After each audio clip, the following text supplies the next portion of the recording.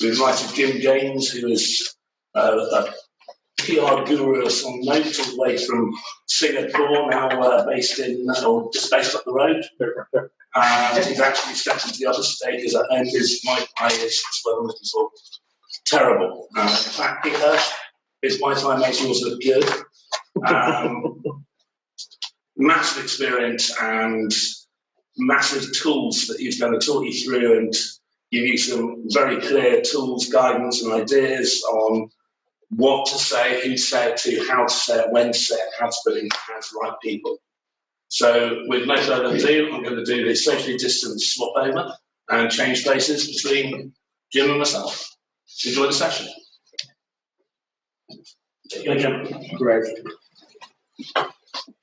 Good morning, and thank you very much for inviting me to join you today. We used to sort of shake hands on the way in, but now obviously we're avoiding each other. Right, Andy, where can I see the slides? It should be coming out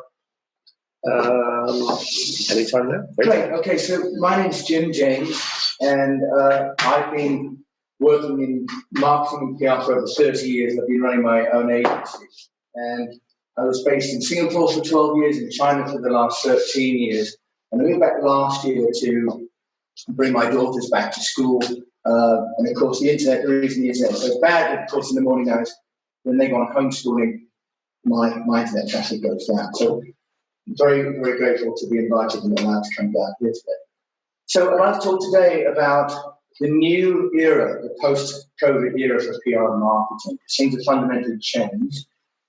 And I've also now got some tools I'd like to share with you, and they'll all be available afterwards online from Action Coach or from my own website. So if I can ask you, Andy, then to take the next slide. Too far. My previous life in China, I was selling Morgan sports cars to people driving in Beijing traffic. So I started the car import business because I fell in love with the brand.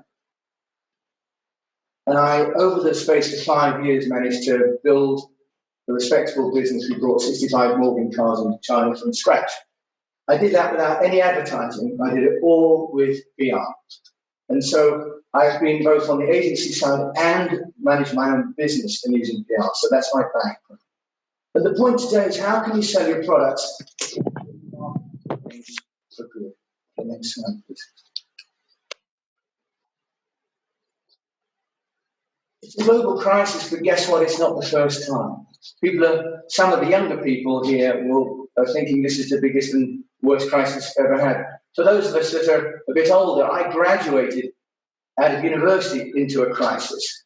I had my business in Singapore, and 2 years later, there was a debt crisis, and then there was a 9/11, and then there was a dot-com bubble, and then there was a SARS, and you get the idea. Crises are not new. So what's important is that we have to figure out how we're going to adapt to the crisis and decide whether it's a temporary change or whether it's a game changer. And I think the point with COVID is that it's really a game changer for sure.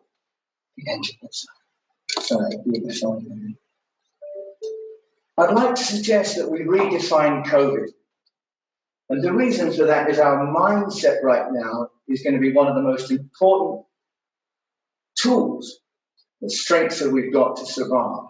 So I'd like to suggest that you can also rephrase COVID as being about being compassionate, about being optimistic, about being values-based, about being informative, and above all, about being digital.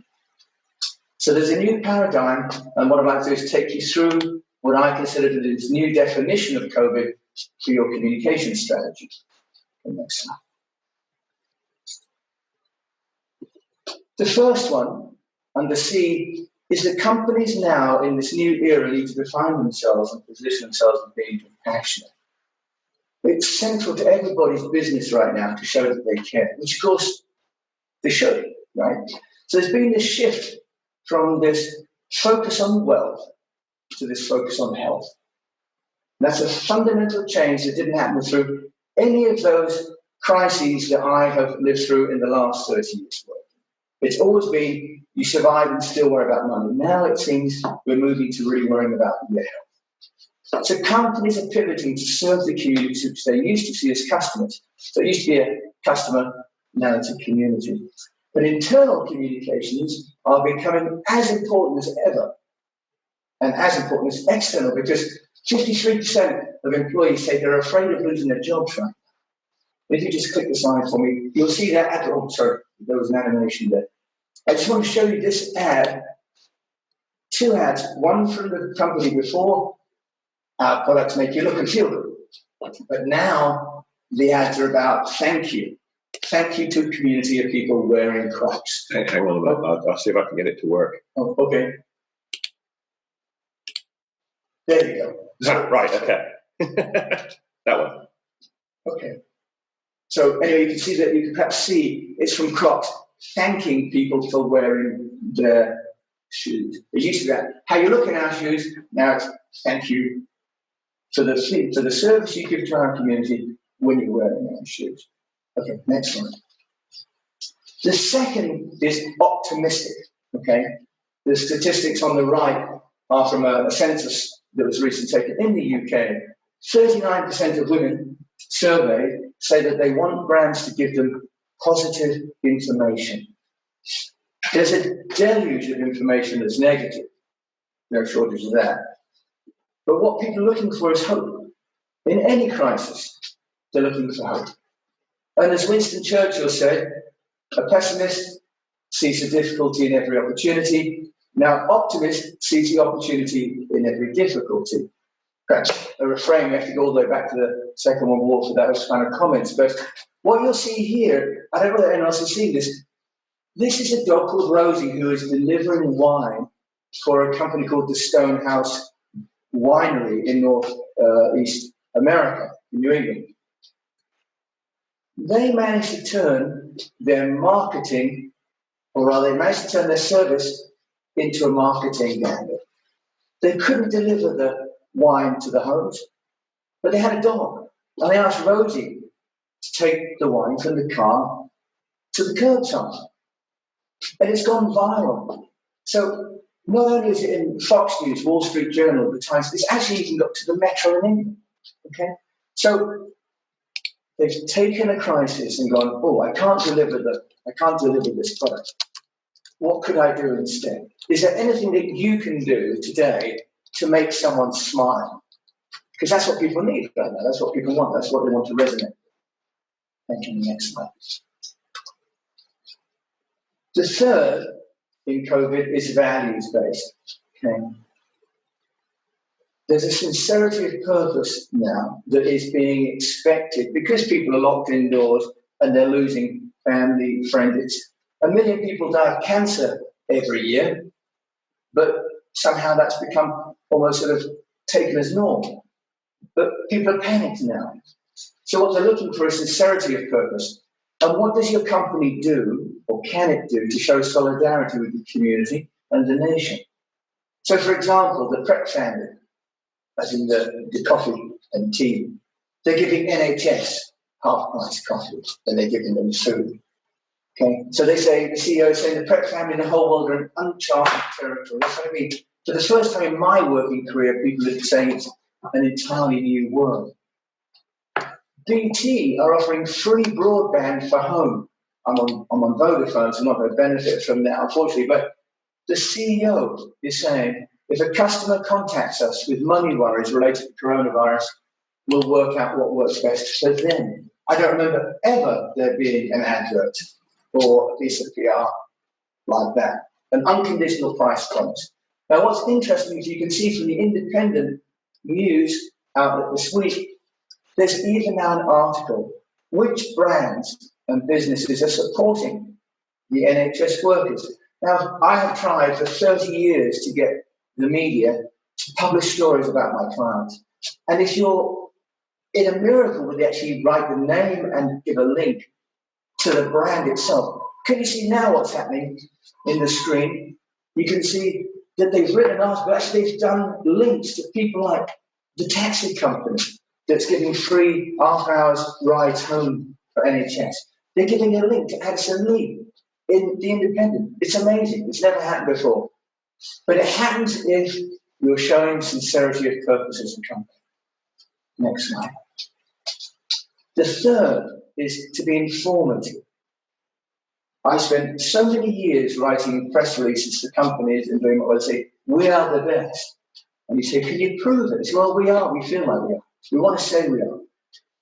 That has changed. Positioning no longer matters. PR needs to be informative. So I'm not sure about you, but I've been getting a letter almost weekly from Mike, who is my neighborhood Sainsbury's CEO, only he writes to 450,000 other people, personalized. This is called personalization at scale. So are you communicating directly with your stakeholders? And this is one of the other changes. People think PR was just about getting noticed in the broader public, but people are realizing that there are different communities that you need to talk to, and you can appeal to them and talk to them directly through different tools. And then, as Mark Cuban, the famous investor and Shark Tank host, says, information is power, particularly when the competition ignores the opportunity to do the same. So if you think about it, you've got an opportunity now, which is that if you're doing something and you know who you could talk to, you've got information you can share, and maybe your competition doesn't want to do that. You can gain loyalty from your existing or potential customers. If you just press the button for me, you'll see shipping. There you go. Now, what Mike is sending me, this is the CEO of a £27 billion company, to my mailbox on a Saturday morning. He's telling me that they're ordering more supplies. He's telling me that they're going to put more capacity in the warehouse. They're going to set limits on the number of items I can buy. I have never, ever been told by any client what's happening within their business. But now, on a Saturday morning, the CEO of Sainsbury's is communicating with me directly about what to do in the store. So PR, your communications can be informative because that's how people get reassured. Information is only power if it gives them some knowledge. So what can you do to help your customers, your staff, and your allies to feel that they're fully informed? And next thing. Digital, because digital creates efficiency of delivery. This is the first time in my, and in fact the world memory, bear in mind that mobile phones, the iPhone is around 11 years old, that you can have personalization at scale, and here we are in this, forgive me chaps, but fairly humble workshop studio here, and we can broadcast worldwide to the same audience with the same quality as used to be the preserve of just a major studio. Technology is enabling us to communicate across different formats, instantly, globally, one-to-one. So that's a real opportunity. Now, 79% of adults own a smartphone, and broadband is 93%. Now, obviously, my broadband's at the lower end of those quality thresholds on the 93%. But what it means is, as the CEO of Ofcom said last week, families across the country are going online together this week, juggling work and keeping children busy at the same time. Now, what's key about that is that if you look at the picture, everybody has their own device. We used to sit down together and watch the news. And for those of you that remember, we watched the 6 o'clock news or 5:45 on ITN. But every child and every adult has their own device. They're all getting their own news or their own information or entertainment. That creates a challenge from a PR point of view, but it also creates an amazing opportunity. Okay. So I'd like to suggest that COVID requires a new paradigm, and if we change our mindset from COVID being a word of fear, but being actually an anagram for us of opportunities. So our PR and marketing communications can be compassionate, it can be optimistic, it needs to be values-based because that's what people are buying into now. They need trust. That only comes if they have a sense that they've got the same values. But it needs to be informative because people are trying to make decisions now. Do I go to the shops? Do I not go to the shops? Will I have enough toilet roll? Will I not have enough toilet roll? Will I have dog food? Okay. So people need to be informed. And you can do that through digital platforms. Okay, move on to the next section. Now,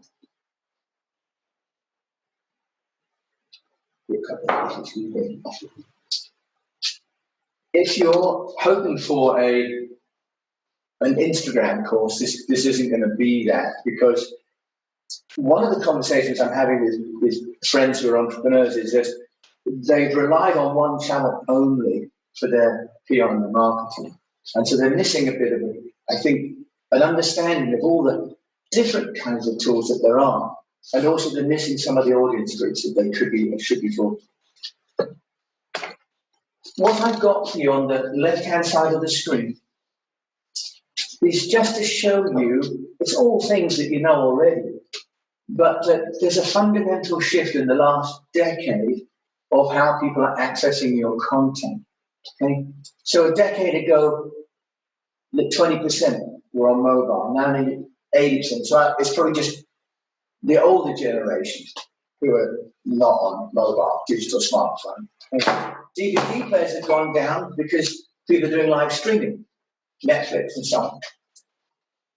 But nearly 58% of people are using a tablet to access what you would like to tell them. And they're doing it as a son, a daughter, a mother, a father, an employer, a teacher, a home teacher. Many of us are playing all those roles at once and using the same device. So we're seeing digital radio, we're seeing smart TVs. Now, all of these technologies, there are some commonalities. One is there's a diversity of distribution. Distribution is no longer BBC through the ether to the home, one box, and you watch at their schedule, right? We've all got our own devices, but also we access the content when we want to. This is a fundamental shift. Some of my clients that I've had over the years were pioneering this technology, actually launched predictive text entry back in 1997 in Korea. So I saw the first ever text entry in mobile phones. Multi-channel, simultaneous, time-shifted content. But the other development is that the information now travels with the consumer. Now, it used to be that it traveled with the consumer if you bought the newspaper and you took it on the train and someone else picked it up with the metro. That would be information traveling, right? You put the newspaper home and someone would read it. But now, people will carry, and if they're wearing smartwatches, for example, it's even more intimate. Now, this gives you an amazing opportunity to run a company. It gives you an amazing challenge, but amazing opportunity. The final point about this is that consumers now choose, but they also share.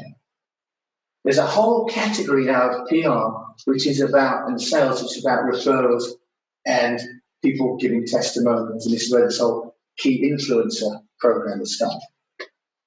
So the consumers now are taking your messages wherever they are ready to receive them on whatever device. And if they like it, they share it. If they don't like it, they tell you quickly. So that's why people like TripAdvisor are being so powerful. Right? They can make or break a brand. On the right-hand side of your screen is a digital prism. I put this up just to show you the wealth of tools that there are available for businesses to use. The key is not to try and use them all, okay? And the key here is not to show you that to overwhelm you, but I just want to show you there's a universe out there that is much more than the top 2 or 3, which is Instagram, Facebook, LinkedIn, and Instagram. And there are many that are quite specialist, and therefore they create an opportunity for smaller brands because the big brands dominate the big platforms. Okay, thanks. So the next point to think about is that when you're operating your PR, it used to be that you'd send a press release or do an interview, and then you get a daily newspaper, or you get a monthly magazine, or you see it on the news. And people were in a kind of a fixed place when they absorbed and consumed that content, because they sat down to watch TV with their family, or they got the newspaper with a cup of tea. Right? So you kind of access people at a certain time and place, but actually now that's changing. And what it means is that customers have got a journey, and you're with an audience, possibly 24 hours a day, across all of their lifestyle. So people are buying and acquiring, they're owning and serving, and what they're doing is doing research, they're evaluating, and then they're buying. They're getting delivery, they're using, they're maintaining, they're possibly advocating or not. They may recommend or not. you can get awareness, and that creates a need. I tried the other day to buy a new Logitech HD camera for my sister, who's starting to do some work. And I bought one a little while ago, and they're sold out. Everyone now is starting to recommend which products to use, which tools to use. So start to think about where you want your different audiences to see your information in their journey. Are they going to work, or are they staying at home? Are they at the beginning of the day, the end of the day? Because actually the message that we give is different. You might still see some ads on LinkedIn for, I think I'll come off now, but a famous Asian car manufacturer was still running ads for a showroom promotion about a month ago in the UK. People, there's lockdown. Why are you running an ad saying come to our showroom for a test drive when no one can get out? It just shows you're completely out of touch with what your audience is living through. So I'd like to suggest that people don't just focus on the social media stream of consciousness sites, because the problem with those is and I personally hate Facebook. I lived in China for 13 years and used WeChat. I've come back and used Facebook, and I can't understand why you separate one lot of content from the messenger, and then there's all these bings and alerts and everything. I can't never focus. So there's so much content that as a company, it's almost impossible to engage and to reassure and to inform your customers and your allies and your staff through these channels, because they're just so busy. So think about the complete lifestyle and how you can start to engage with those people on a more consistent basis. And I'm going to show you some tools that I've developed that are my way of trying to, serve the community. So I've built some tools I'd like to share with you, which is what I've worked with my clients on, that I think you can use. Okay, next slide. Don't worry, by the way, it's complicated. I'm going to take you through it. Also, Andy and Peter have got these downloads, and I'll also share a link at the end for you. First of all, my experience of smaller companies is that they need the PR most, but they have the least budget and time to do it. It's kind of cool thing. So I work for large multinationals, have a dedicated PR director, and they pay a lot of money for people to come and do this kind of work. But I see in a funny way they don't really need it. So I wanted to share with you the methodology that I use when I work with big clients, because they're tools that you can use now for your business. I've created what I call the SPEAK, another acronym of trade, which is Storify, Personalize, Engage, Amplify, and Know. So just 5 letters to give you a guide to make PR relatively simple and manageable. The first one is to Storify. People love stories. That's why we watch TV. That's why we communicate through stories. The Bible is a story. And so I encourage you to start to think of your business in chapters. Okay? So rather than we're just a company, start to think of the narrative of the story of your business with chapters. And you have characters in that. You have key roles, entrepreneurs, business owners. You have supporting cast. And in there, what you do at the top of that message home is you put the key message. The key message is going to be what you do that's special, your why. The next is personalize. Now, personalize the message. And I share with you that actually different people need different messages, and they need them at different times. I break it down into external, which are traditionally your customers, your allies. Now, those are your partners, landlords, banks, suppliers. Okay? Often they're overlooked in PR. And then you've got your internals. That's those 53% of people right now who feel like they might lose their job. Okay, we need to keep those people feeling comfortable as part of our role as business leaders to ensure that they feel safe. The third element is to engage.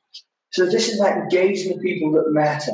Now, the internal square in the personalize is for you to write down the names of the top 5, 6 people that you should call now. 5 or 6 people that are mission critical to your business, that should know what's on your mind. And Peter was talking earlier on about the need to communicate. Things are moving so quickly right now that to be in alignment with everybody is key. And that's only going to happen if we engage people and align them with what we're thinking and find out what they're thinking and find the common purpose. So the engage is about when are you going to send messages to people? Sainsbury's sends me a Saturday morning letter.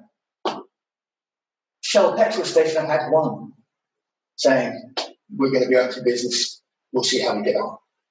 So what I find often with clients, big and small, and especially with entrepreneurs, is they do one thing and then they get on to do cash flow, they get to the product, and they forget about the PR, the communication part. So what I've done here is I've created a daily schedule. It starts on a Sunday because some people need to communicate with their staff.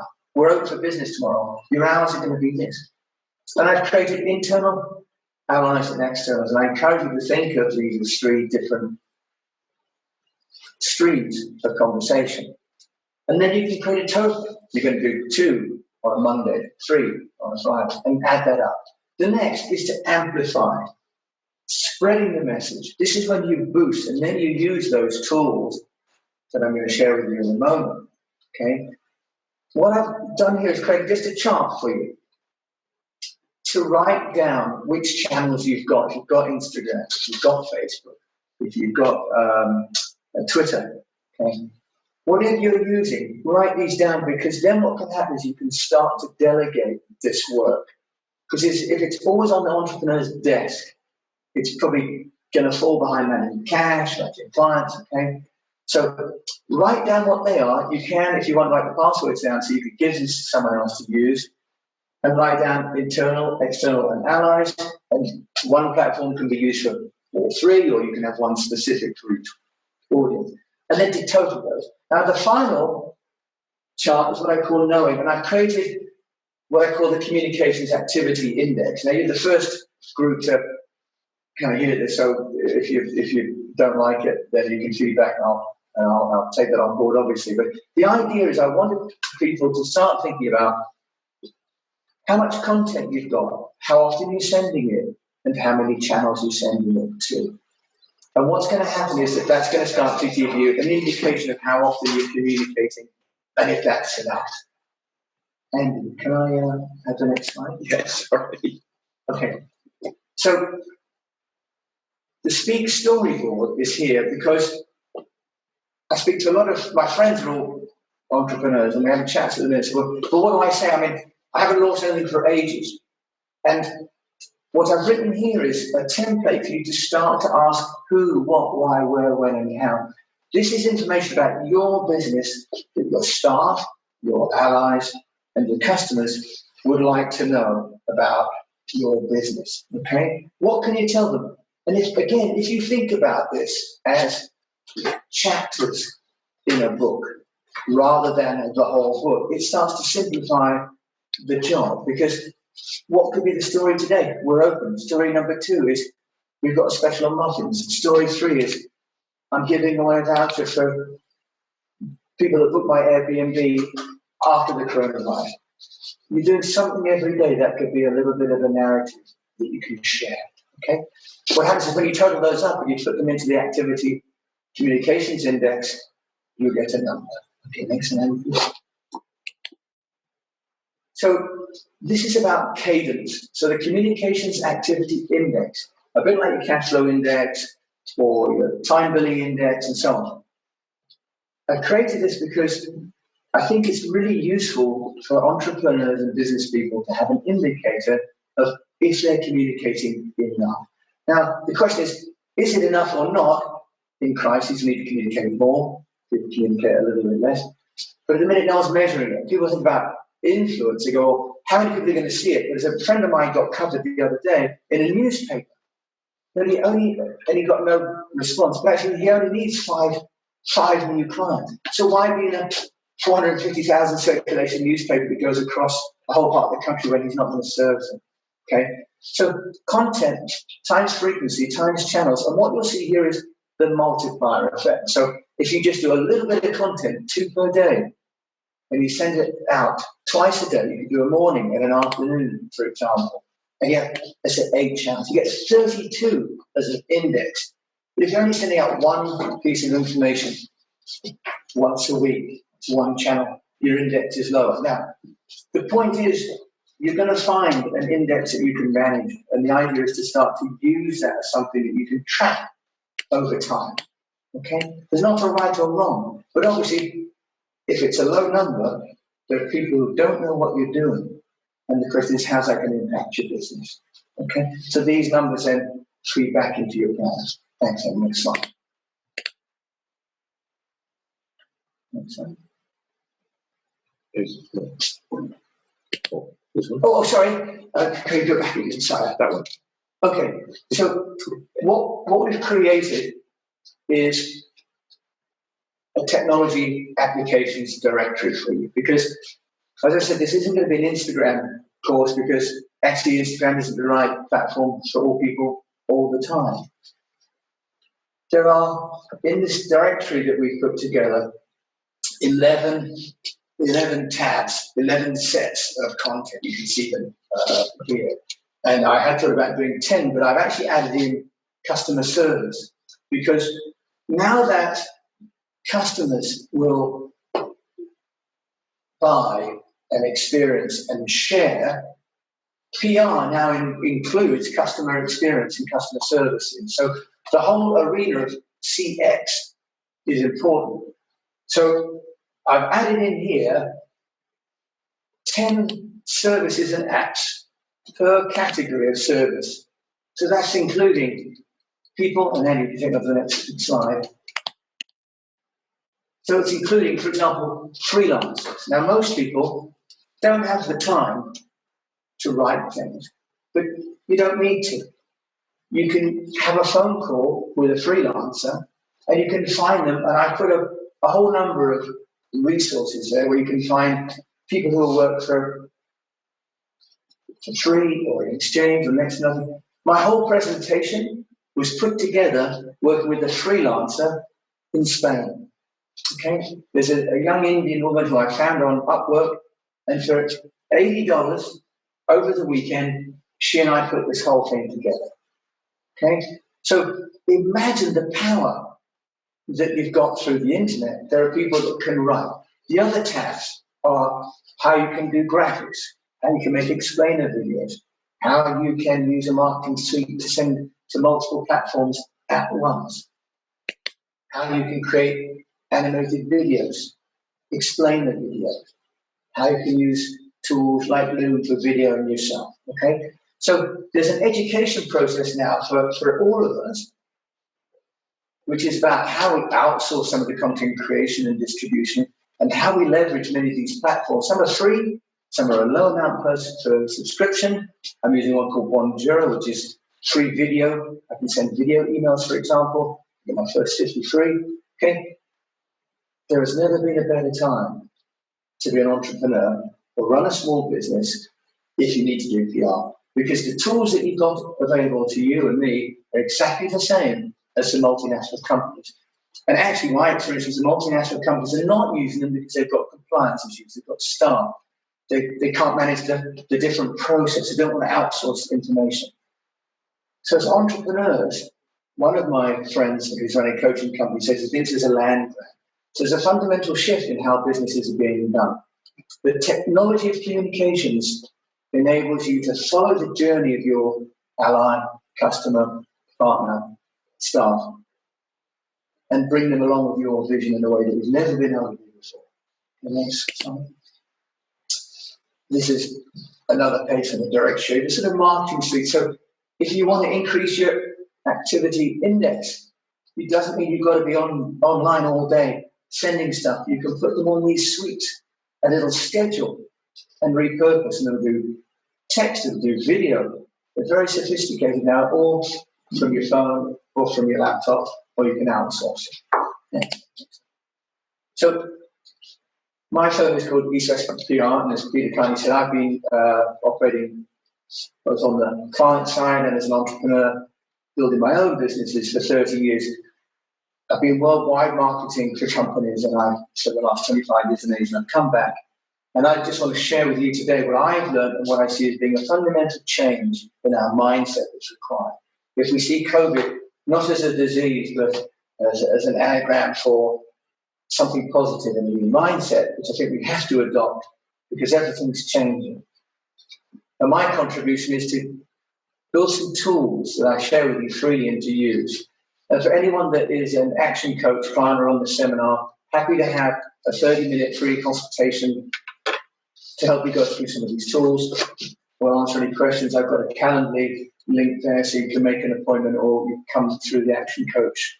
So my name's Jim James. Thank you very much to Andy and Peter for allowing me to share, because I wanted to try and make a contribution in the way that I could to help entrepreneurs and business people use PR to keep their businesses and help them thrive. Thank you. Question?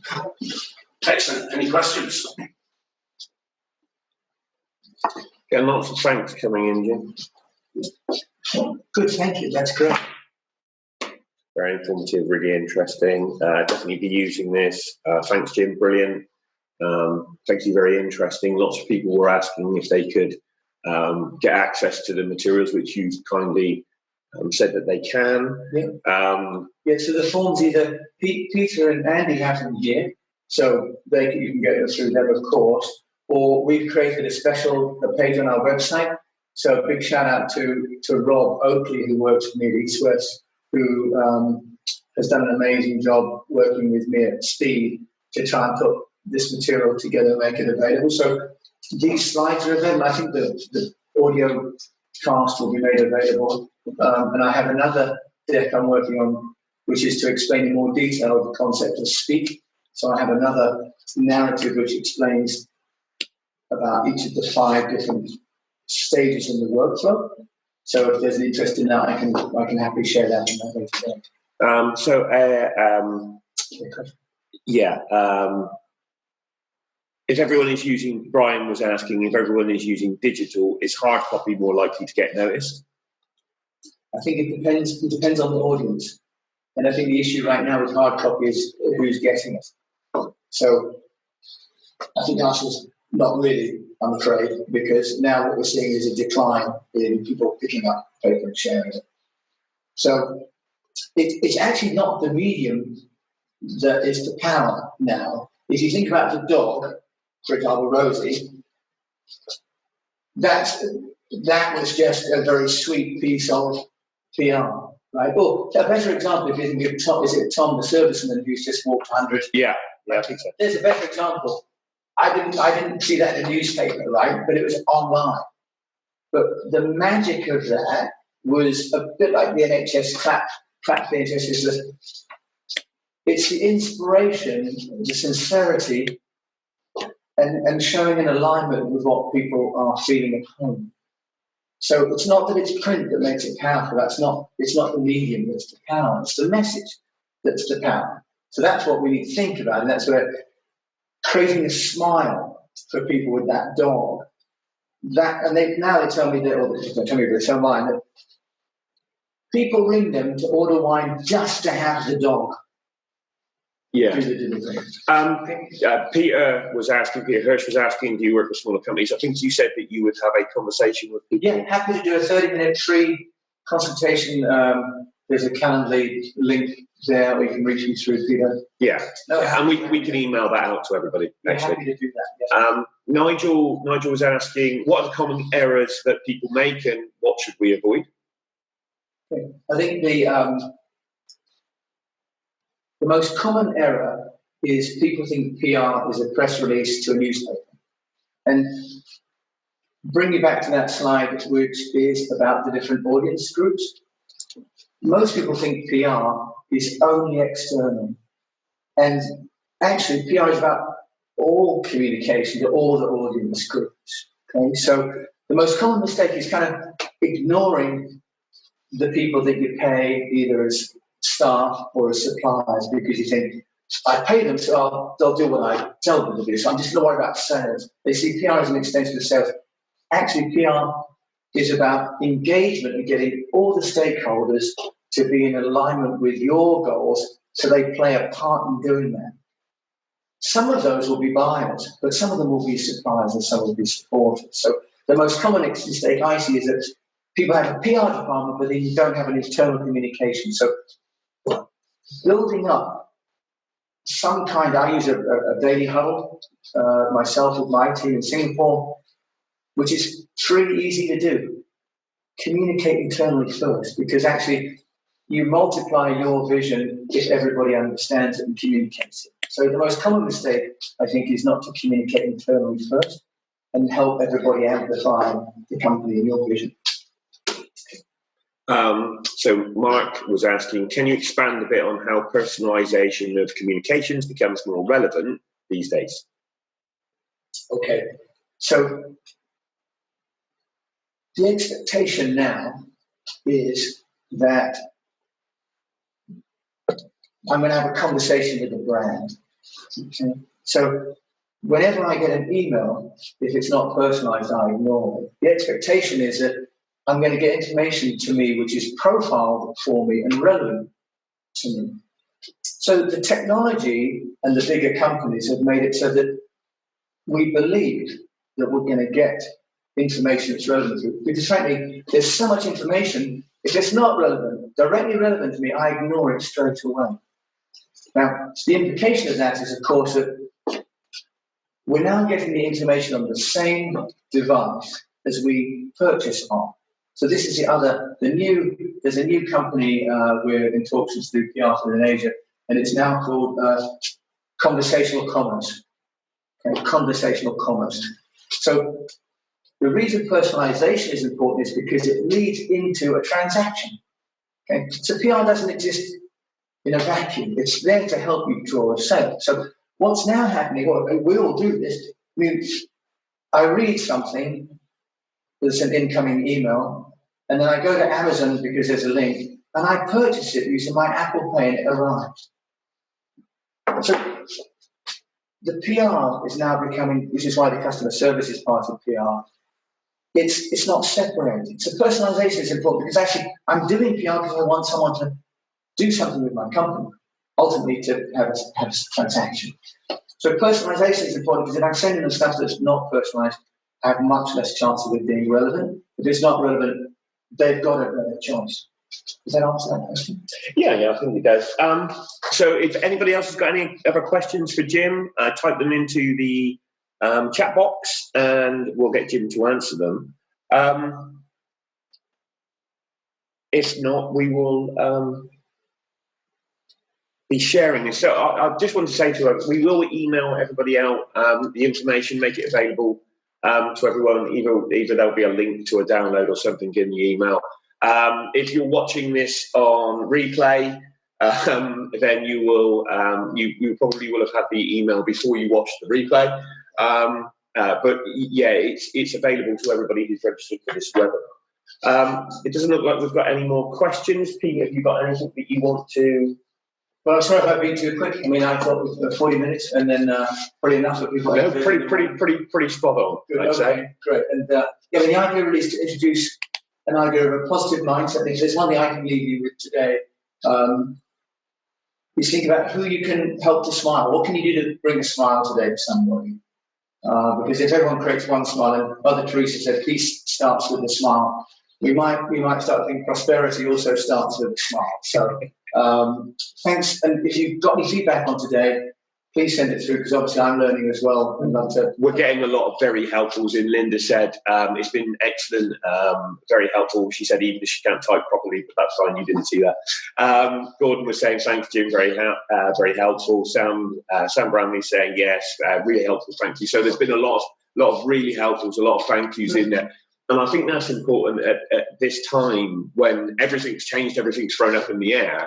We have a bit of clarity on, okay, so what should we be communicating? How should we do it? So, right, I want to add my thanks to that as well. Well, thanks very much for trusting me because I've come literally from overseas and I wanted to offer my support. We haven't really, I don't have a particular reputation here. So, thank you for trusting me with your time as well. And use the tools. Hope they're useful. And love to talk with you online or through Zoom whenever it works for anybody else. Okay. Brilliant. Fantastic. Thank you very much, Jim. I'll leave the stage. I give Jim a little round of applause. Not anybody.